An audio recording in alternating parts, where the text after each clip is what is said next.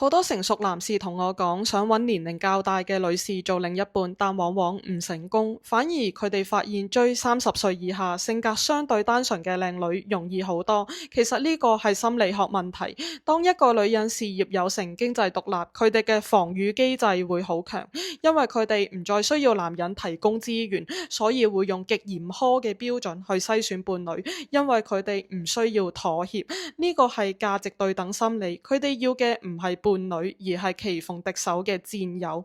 反觀後生靚女，佢哋處於人生探索期，佢哋需要嘅係情感穩定同視野帶領。對於成熟男士嚟講，你嘅專業能力同人生經驗係後生靚女最崇拜嘅資產。呢個喺心理學上叫互補效應。